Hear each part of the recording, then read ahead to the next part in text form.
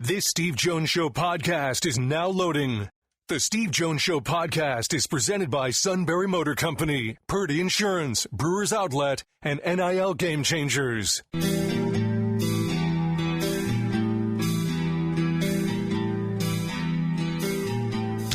Bringing you an in-depth look at Penn State sports and more. This is the Steve Jones Show on News Radio 1070 WKOK. The Steve Jones Show is presented by Purdy Insurance, Brewers Outlet, and Sunbury Motor Company. Now from the Sunbury Motor Studio, here's Steve Jones. This half hour being brought to you by Sunbury Motors, 4th Street in Sunbury. Sunbury Motors, Kia, routes 11 and 15 in Hummel's Wharf, and online at sunburymotors.com. Ford, Kia, Hyundai, best in new inventory. Ford, tremendous. That's the direction I went. Great pre-owned inventory. They go over each vehicle with a fine-tooth comb. Thus, it gives you the Sunbury Motors guarantee. So important to the buying experience. Great service department that takes care of inspections, routine, difficult to handle it all. At Sunbury Motors, 4th Street in Sunbury, Sunbury Motors Kia, routes 11 and 15 in Hummel's Wharf, and online at sunburymotors.com. And with that, we go to my lunch partner this week, which I'm happy to say we're going to make it work. Tony Knopp, my friend, so great to hear you. We're finally here. I know. We've been talking. How long have you and I been talking about conference realignment and that this day was going to come? 5, 7 years? Oh, yeah. I would say 5 to 7 years, and now it is a reality. It's a reality. And it's changing even more. We're still not done. Far from it, because, now, there's so much happening. One of them, of course, is that the fact that the House settlement is moving forward because Judge Claudia Wilken in California gave the preliminary sign-off this week, and April 7th will be the day. That so important that they got that done in California. Just the idea that they got that location for this it changes the outcome completely. And remember, she's the one that made the ruling on the O'Bannon case, too, which opened the door for what we're seeing. It's going to change a lot of things. For one thing, 105-man rosters for football, 15 for men's basketball, expanded for wrestling and others. But there's the payment part. Tony, how inventive are college programs going to have to be, especially at the Power 4 level, to come up with $22 million per year with a 4% escalator? So this is crazy, and we actually have some insight in this that nobody has heard, which we're sharing today. What some people may know about our business, we're with Ticket Manager. They think you manage tickets, and we do. We do a lot of that. Mm-hmm. But we also have over 100 universities as customers, and we do all the accreditation for them. So we do the universities, we do the bowl games, and the like. Just about every single university after this court case has to cut costs immediately. We're getting phone calls like, hey, our budget is being ravaged by this. We don't have it, right? A few do, but a lot don't. And so what this has led to is arbitrage opportunity. So when you read, I know you've read it, but for the listeners who maybe haven't, about the Super League proposal that is out there, this is a lot more real than people think it is. Yeah. And what it comes down to dollars. So let me give a quick example and then talk about what I think is going to happen. I think private equity is going to get involved in college sports across the board. That's how they're going to. The short answer is that's how they're going to bridge the gap of the $22 million that they're going to have to pay into, and the fact that they are now getting involved with NIL suits. There's just all kinds of administrative process that's going to go along with essentially running a minor league team. But what's very unique about how they did this is look at the case of UCLA. You guys just pummeled them last week, right? They're a once proud football program. You and I remember them as being when they were number 2 in the country before Edgerrin James beat them in the Hurricane makeup game in 1998. Yep. Right? Cade McNown, Freddie Mitchell, Danny Farmer. Mm-hmm. For those who don't pay attention to West Coast sports, UCLA was a powerhouse. They are no longer a powerhouse. UCLA had to push the Big Ten move because they did a $100+ million deal with Under Armour. Under Armour hit hard times for a number of different reasons and decided they just weren't going to pay UCLA anymore. And UCLA had a $100 million a year deficit. And so traditions only last so long until you have to pay your bills. And what happened there was UCLA had to make a move. They had to get another signature with a different company, and then they had to find a way to financially make sense so they could pay for their Olympic sports, because their focus is Olympic sports, where they win a lot of medals. Sorry for babbling on that, but this drop in the bucket is causing tidal waves across college sports, the business side, which the fans who are listening now, you will see on the field. Well, just so people know, Under Armour stock, by the way, is only $7.94 a share right now. Right? It's nowhere near what Adidas is or Nike. That's how tough it's been for them, and that's why the UCLA and Under Armour finally came to a settlement. But Ohio State this week took men's gymnastics. No more scholarships. They're going to make it a club sport. Is that the beginning? Yes. The schools are going to have, they're going to need to make a decision on what kind of program they're going to be. Here's the eye-rolling part for those who've been listening for a long time that say this dude always talks about the English Premier League, and I'm going to do it again right now. Yeah, but what they do is they tell it, they give us hints about where things are going. That's why we talk about it. Exactly. So for those who haven't seen what the Super League proposal is for college sports, which is backed by private equity money, there's going to be a relegation system, which is exactly what we see in European soccer and exactly what we see in the English Premier League. And in the English Premier League, what happened was teams needed to decide what kind of team they were going to be.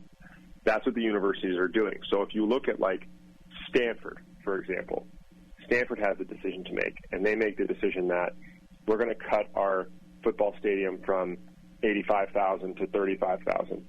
Our focus is academics and Olympic sports now. We're still going to have a football team, but we're not going to get involved in the arms race.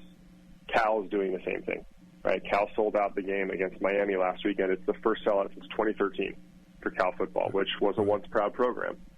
So you're going to start to see schools that prioritize the sports side of the business, specifically football, men's basketball, the revenue generators. And for those listening, men's basketball generates roughly 20% of the revenue of men's football, if even that. And that's at the big basketball schools. I mean, the budget that you see, the NIL numbers you see for big basketball schools are nowhere close to what's happening for football. For example, Illinois has a massive NIL budget and collective for basketball, and it's only $3 million. Right. That's considered massive for basketball. So, yes, we're going to start to see schools say our focus is going to be on the revenue-generating sports, and you're going to see other schools say, well, we're going to lean into the Olympic sports. We're going to lean into things like, gymnastics and swimming and water polo and those sorts of things. And we're already seeing the schools splinter off.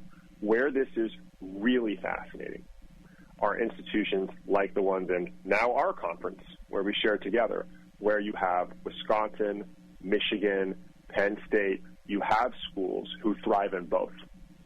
Ohio State gymnastics was never really that nationally competitive. It was, but it wasn't Iowa wrestling or Michigan swimming or, in Penn State wrestling. It's going to be really interesting to see how those universities kind of thread the needle on this. Yeah, because I think this is the beginning of seeing a lot of sports go to club sports. The SEC model is that most schools have approximately 20 sports. Texas has 17. Right? They have oil money beyond words. They have 17. They got real money down there. Yeah, I'm talking they pay in cash. But that's what people realize, how big these models are. Now, you and I do not want to see anybody lose scholarships. My goodness. In your family, for goodness sakes, volleyball's a big deal. Big deal. Me and both my sisters played. My older sister at USC, my younger at Michigan State. Yeah. So it's a big deal. Now, women's volleyball, by the way, is not going to get... It's taken off. Yeah, that's not going anywhere. It's not going anywhere. That's a revenue generator now. When you have all 364 Division I schools playing it, you're safe. There's no getting around it. But they have to make a lot of hard decisions. Now, I want to ask about the private equity part. Private equity on the surface sounds great because money is coming in. How careful do either a conference or an athletic department, how careful do they have to be, Tony, that private equity doesn't dictate, because obviously they're putting their money in and they're trying to put it in for a reason. Yeah, it's the golden rule. He who has the gold makes the rules, right? And what's terrifying about it is the power they can take. And the NCAA, not really that involved, leaving schools out there to be exposed when they don't have leverage. I'll use an example, a real-world example we just saw. UCLA doesn't have a lot of leverage when they're negotiating with private equity into how much power they want to maintain over their organization. The NFL, for the listeners who don't know this, the NFL just allowed private equity into, the wolf is now in the hen house, right? Private equity is now involved in the NFL. But if you read what Goodell and the owners did there, they have no voting rights. They can't buy more than 10% of the company. They're essentially just investors, right? Which is not normal for private equity. Most private equity, you think Gordon Gekko, you think Raiders of the Gate, you think, people who are going to come in and make changes. The problem you don't want to run into is the old Ben Franklin, the old John Adams Ben Franklin quote, which is, democracy is two wolves and a sheep voting on what they're going to have for dinner. Right. And if you're in a situation where you're UCLA, you're a school who's in trouble, you're Florida State, who is really down the line with private equity right now, and you're saying, I need private equity or I cannot continue to compete at the level that I'm currently at, you're going to be outnumbered two wolves to a sheep. Yeah. And that's going to start dictating some of the things that you do within the organization. Yeah, because I know there are some schools that can handle this, right? It'll take some work, but they can handle it. I mean, Penn State, Ohio State, Michigan, they can handle Penn State, Ohio State, North Carolina, those schools will all be fine. But there are others. The SEC schools. Yeah, but there are others that can't handle it, which you mentioned the SEC. The ACC I believe it's the ACC. The most risk.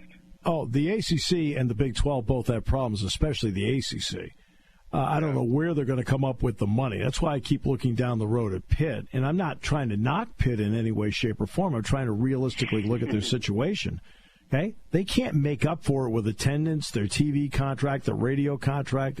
I mean, they're going to have to do something if they want to compete at $22 million, because they may only be able to offer $12 to $14 million.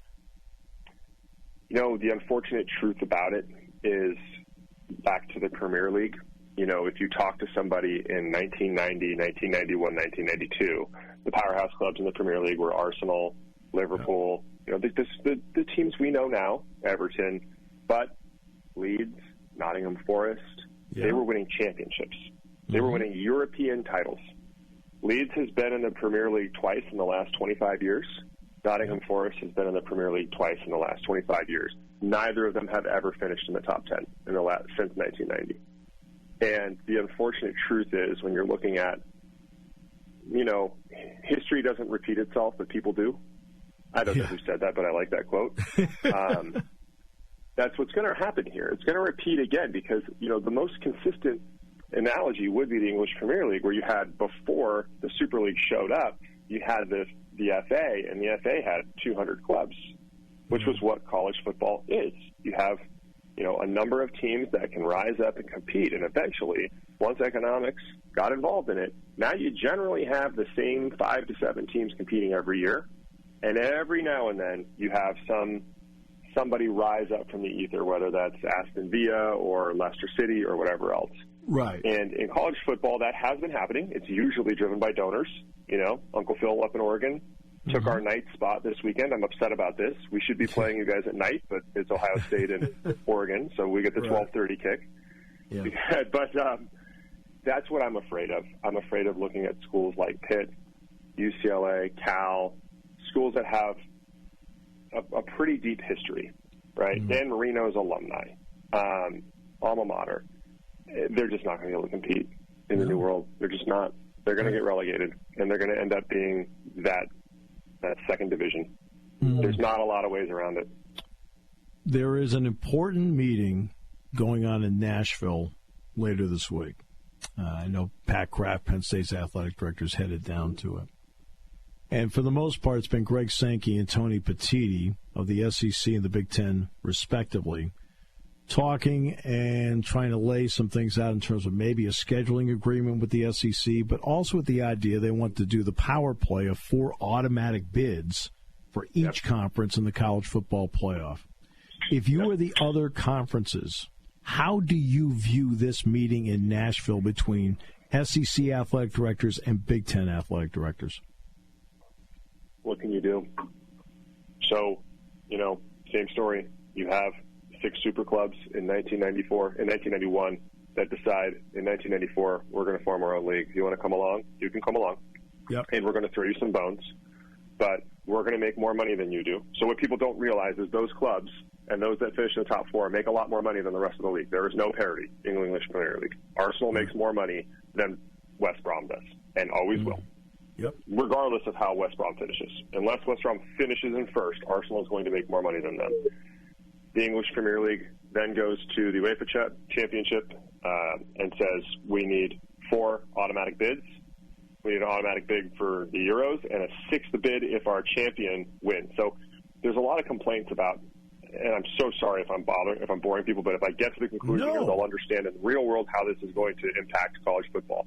Yep. You see Alabama, Georgia, and one of them loses in the SEC championship game and they're out last year, right? And you're saying maybe those are the 2 best teams. We don't really know. That's right. Well, this has already happened. This already happened in the English Premier League. And what they decided was you have 4 automatic bids, right? Top 4 finishers. But if another team wins the UEFA Champions League, they get another bid.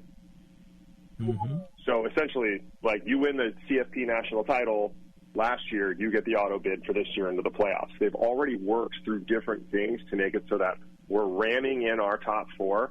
And if our top 4 go into a non-conference slate with everybody or win a major tournament, we get a 5th spot too. Mm-hmm. And I just don't see how. I mean, this all comes down to the incompetence of the Pac-12, our favorite leader that made $5 million a year to run it completely into the ground, and then the ACC and Phillips and some of those guys that just didn't see this coming. And in the end, you have these institutions that are supposedly, the top think tank business institutions in the world at Stanford and the like, who just got totally outmaneuvered by the SEC and the Big Ten.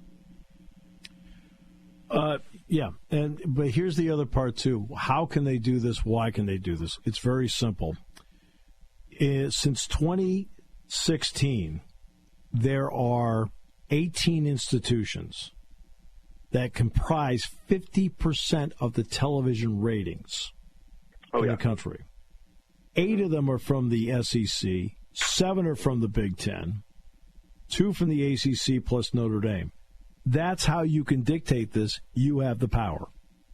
It's so absurd that we got there because the ACC does a 20-year deal with ESPN that they're locked into and now getting sued by Clemson and Florida State for. Mm-hmm. And the Pac-12 decides we want to be a tech company and build our own network. Sure. And here's where we end up. We end up exactly where you just said, where the vast majority of the viewership comes from, it's an 80-20 rule. And so, again, the golden rule, he who has the gold makes the rules, right? The Big Ten and the SEC have the gold. They make the rules. And they have the viewership to back up. See, and they've got the mega TV contracts, but they earn their mega TV contracts because they're the ones people are watching anyway. Oh, it's the way that organizations have run within them. The fact that Wisconsin, we're talking now about how, non-revenue sports are becoming revenue sports, right? Women's volleyball, you and I remember when women's volleyball was a half-full gym, and now, the head coach at Nebraska is making $700,000 a year. We never would have seen that coming, right? But you know who did see it coming? Wisconsin. Yeah. They've been sold out for 10 years. In every sport there is, they have the highest attendance of any university in the country. Every single sport they play is sold out. Yeah. That's a well-run organization. And that's just not a reality in the ACC or Pac-12. And most of the Big 12, to be totally honest, right? You're starting to see these conferences get lapped, and I think the only way out of it is if you see some private equity who looks at this and says, "I think if we can implement some strategic business jujitsu, maybe we can get the Big 12 back to the level of the SEC and Big 10." But the question they have to answer there is it worth the money at that point? how much money is it going to take to get to that level? And it's just not realistic. Well, so, I mean, look, our alma mater's doing great. Penn State and USC. USC's in a lot more – USC's not in the best spot. Penn State's in a lot better place than USC is. Yeah. USC's got rich donors. They've got wealthy donors. They've got money. And the other benefit that USC has is we're kind of the only show in town on this side, on this coast. It's us in Oregon, and that's kind of it. Every now and then Washington pops up. But if you're a football player in Southern California, Nevada, Arizona, you're probably coming to SC if we have a competent coach. But some of the other schools that are out there, you know, when you're Florida State, Tallahassee ain't that far from SEC country. I mean, you're right in the middle of it. Yeah, right. So now it's a lot harder for the kids to say, why don't I just go down the road to, you know, to Tuscaloosa or down the road to Gainesville or up the road to, you know, go to Georgia. It just comes down to opportunity. And it comes down to money and opportunity for these kids. Can't wait to see you and break some bread. Yeah, it's going to be a good time. I'm excited. I heard you picked out a good spot, so I'm looking forward to it. Some LA locals, and then you can when we come out there, we can go the other way. You can take me to the spots out there. Absolutely. In fact, I'm back at now. You may not be there Super Bowl weekend, but I'm actually there for 5 days in February. So out here, basketball. Oh, yeah, basketball. Yeah, our new coach, Musselman. Yeah. Our old coach went to SMU. Our old coach, exactly what we're talking about. SMU was buying their way into the prestige right now. They raised how much money last year? $148 million or something? And they did most of it in 48 hours. Isn't that ridiculous? They got real money down there, Steve. We don't play on that level. Tony, Guatemala doesn't play on that level. All right, no. They're a country. I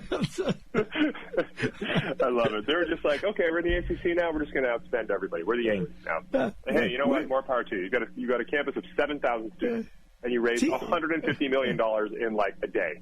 TV deal? I don't need your TV money. We're good. Tony. It's crazy. Okay. Can't wait to see you, my friend. All right, brother. We'll see you this week. Sounds great. See you Friday. All right. Tony Knopp, the great man himself. This half hour brought to you by Sunbury Motors, 4th Street in Sunbury. Sunbury Motors Kia, routes 11 and 15 in Hummel's Wharf. Here on News Radio 1070 WKOK. There's something to be said about a sale with a handshake, a service technician who really knows what he's doing. They can explain it in English what the problem is. There's nothing better than having that friend you could trust in the area. That's Sunbury Motors, where you get selection, knowledgeable salespeople, and prices that fit your budget, and more important, that friend you can trust. Welcome to Sunbury Motors, Kia, Ford, and Hyundai. You could shop other dealers and compare prices, but at Sunbury Motors, you get their lowest price promise. They research the current used vehicle market and guarantee their used car prices are the lowest. If you find a lower price, Sunbury Motors will beat it. 3 dealers all in one. See their full new and pre-owned inventory at sunburymotors.com. Pick out a vehicle you like and schedule your test drive online. Follow them on Facebook. Sunbury Motors Ford and Hyundai, North 4th Street, Sunbury, and Sunbury Motors Kia, routes 11 and 15 in Hummel's Wharf.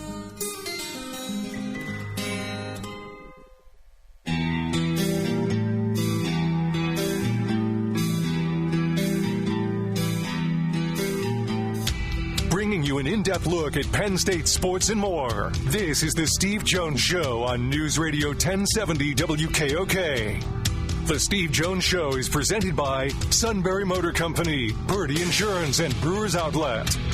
Now from the Sunbury Motors Studio, here's Steve Jones.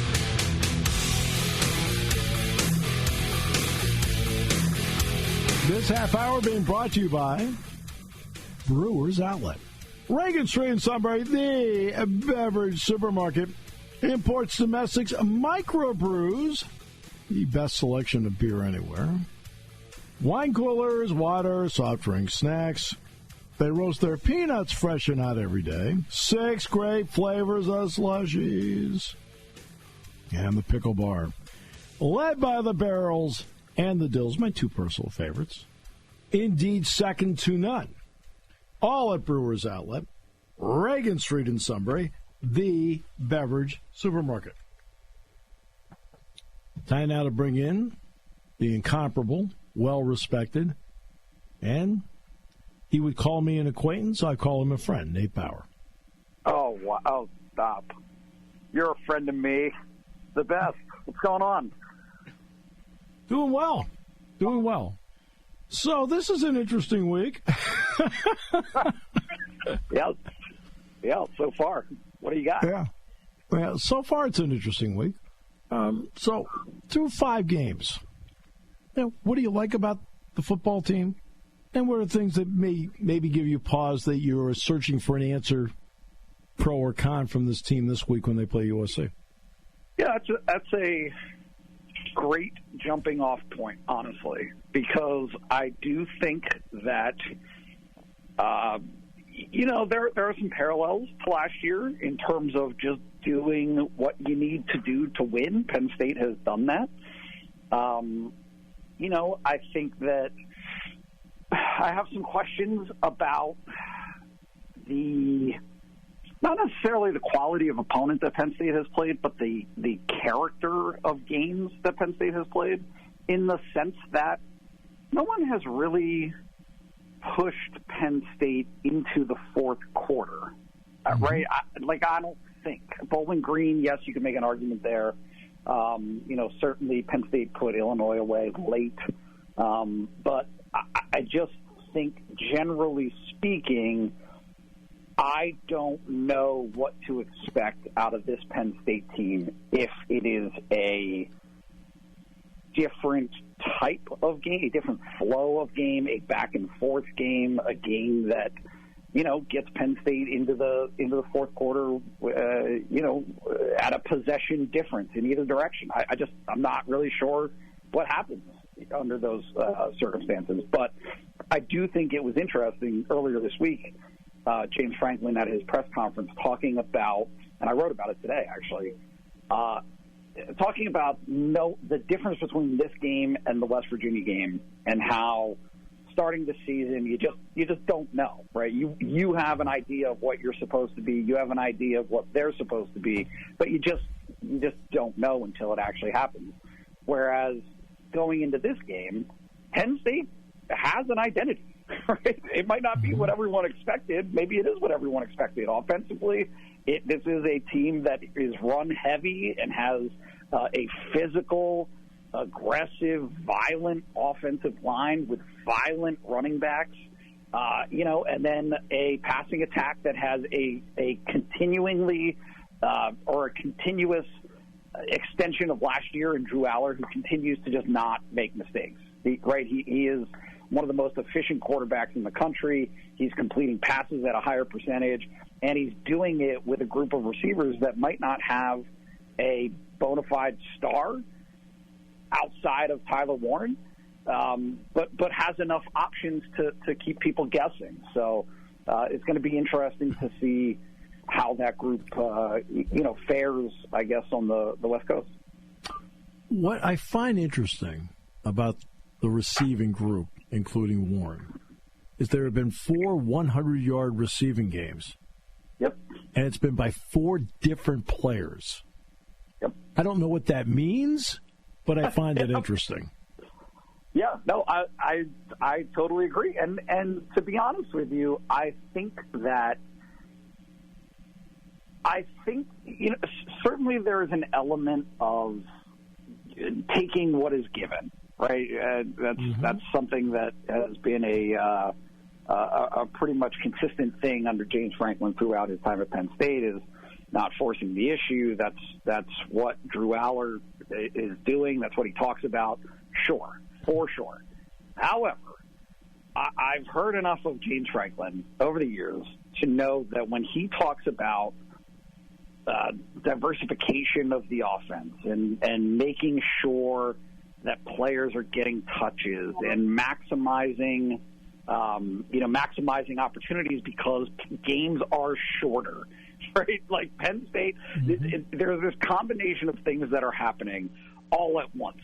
And that combination is the games themselves. You have fewer plays to work with. Penn State's efficiency offensively in staying on the field is better. It's much improved from where it was at the start of the season. But also this intentionality of making sure that everyone is involved. They want other defensive coordinators to guess. And this is conspiracy theory sounding, but I promise you it's not. A happy locker room is something that is born of involvement and engagement. And so it is extremely intentional to make sure that those receivers can feel like going into every game, today could be their day, right? That their number could be called and they could be the one that steps up. And that's how it's played out to this point in the season. Which is interesting. Now, how do you view USC, especially after the game against Minnesota? Yeah, that's a great question. I am buying the idea that cross-country travel is a thing. Mm-hmm. Right? I am just, I can't ignore it that the results are what they are. I think the Big Ten teams are 1-8 when traveling 2 time zones or more. Yes. I'm not saying that was directly related to how that game played out. Certainly, Lincoln Riley had some issues with the officiating at the end of that game. I think it is foolish from the outside, right? As somebody who doesn't watch USC all the time, I think it is foolish to look at that game and say, oh, because USC now has 2 losses, it is somehow a less potent opponent. I don't think that. I don't think that at all.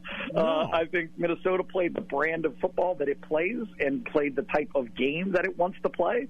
But I still think that at home, this will be an offensive attack that Penn State has not seen so far this season. Right? I don't think that any of the quarterbacks, Bowling Green accepted, and that's right a mid-50s passing offense with a mid-60s passing efficiency.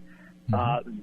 This is a more pass-reliant USC offense that Penn State is going to have to stop, and I think it's going to be a challenge for them. I think the numbers are going to be different from what they're used to. This is a side issue. Part of it does deal with USC, and that is the replay reviews. I'm watching Virginia Tech Miami, end of the game. On the field, it's called and ruled a touchdown. Now, do I think the ACC control room in Charlotte, quote, actually in the end got it right? Yeah. But it's how they got there. Yeah. Because you're supposed to have indisputable video evidence. I watched it like everybody else in America 12 times and went, I can't tell.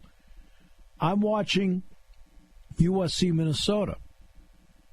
Okay? Brosmer tries to push it over the goal line. Now, do I think he got in? Yeah, I do. Right? But they marked him a half yard short of the goal line. And then they overturned it on replay. And I'm thinking to myself, how can you see the ball? Right? Yep. But do I think they got it right? Yeah, but it's how they got there. And then I'm watching Cal Miami, and the kid squarely hits the quarterback in the helmet. Well, it's not targeting. What are we seeing here with all this, in your opinion? Yeah, I don't know that I have a good answer for you, honestly. I mean, I think don't.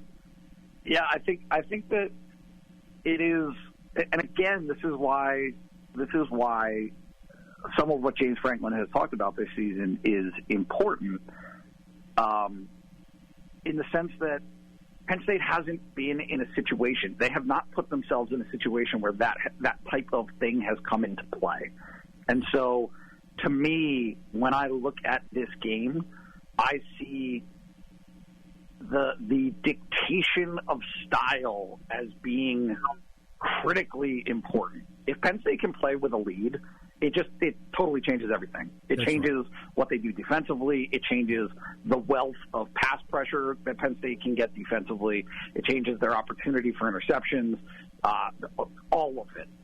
right? It just changes that dynamic, and one of those dynamics is officiating, right? And certainly we've seen it through the years, officiating that comes into play in ultra-tight contests. And I think that he knows, and that Penn State knows, that's the type of thing where if you're in that environment, if you are in that situation, funny things can happen, things that are beyond your control. And so the best that you can do is just try to control the things that you can, and make it so that doesn't become a factor. Right. Well, you mentioned the travel part. We know that the team is going out early, and eventually basketball is going to go out there, and it's going to be a 5-day trip, Friday through Tuesday.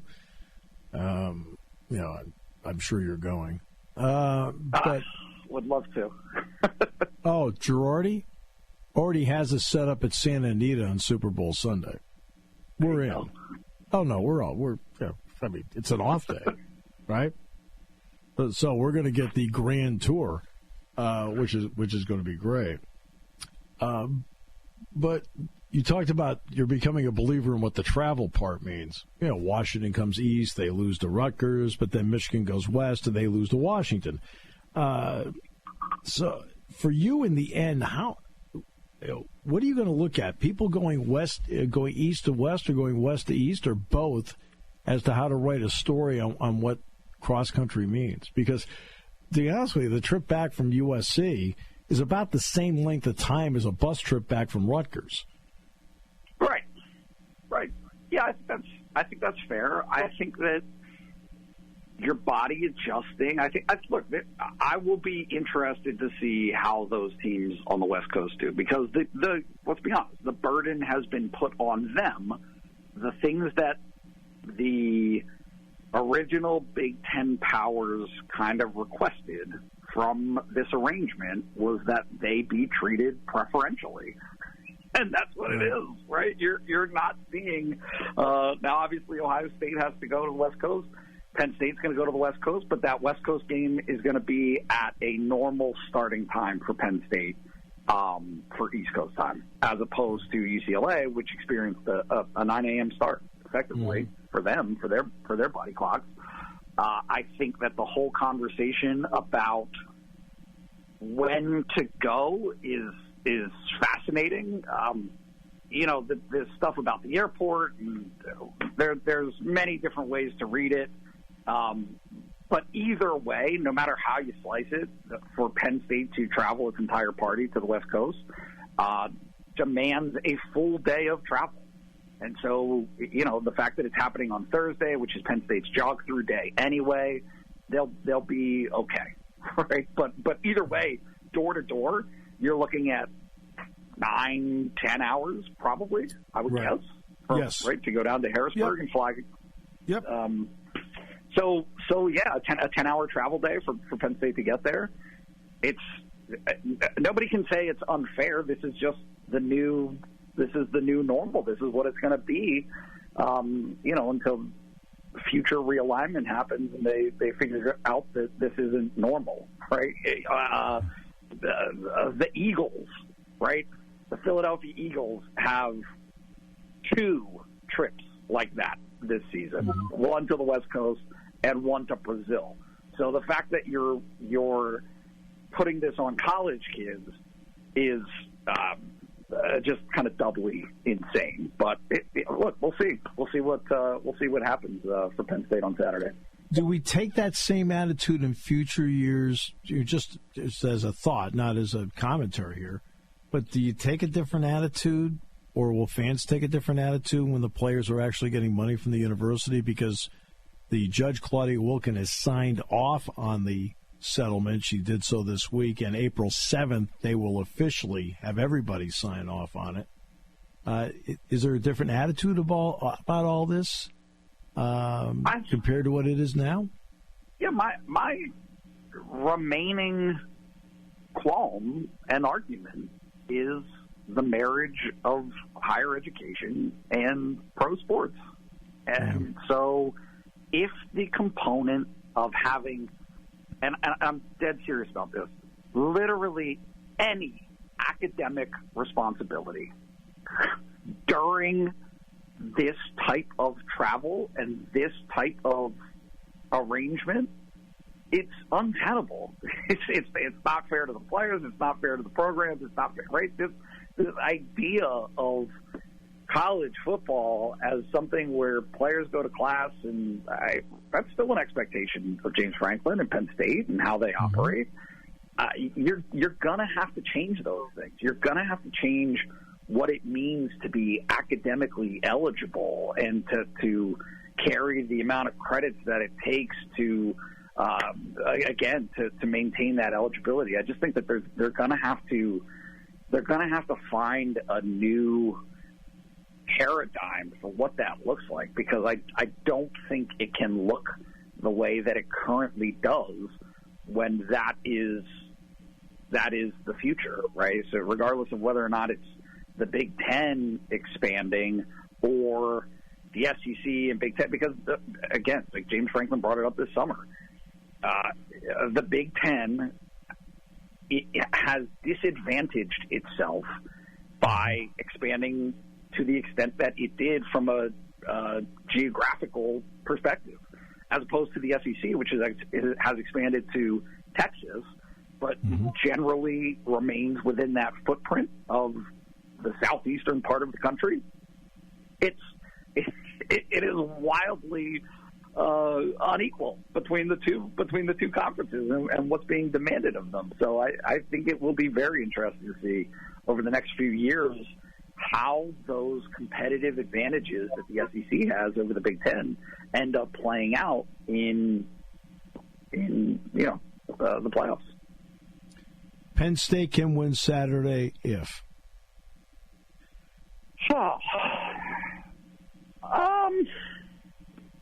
I think they can win. I think they can win playing a good game, which I don't think that they've played a complete game necessarily since West Virginia. I think, right? And certainly you could include Penn State in that, but that's a different animal. Sure.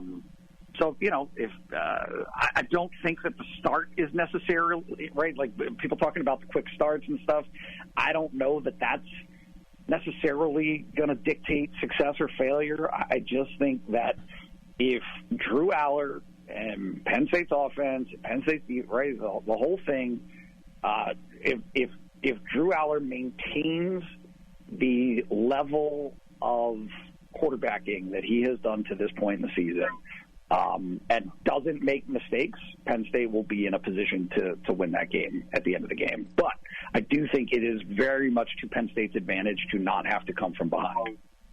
Oh, no question. You need to play with the lead in a game like this.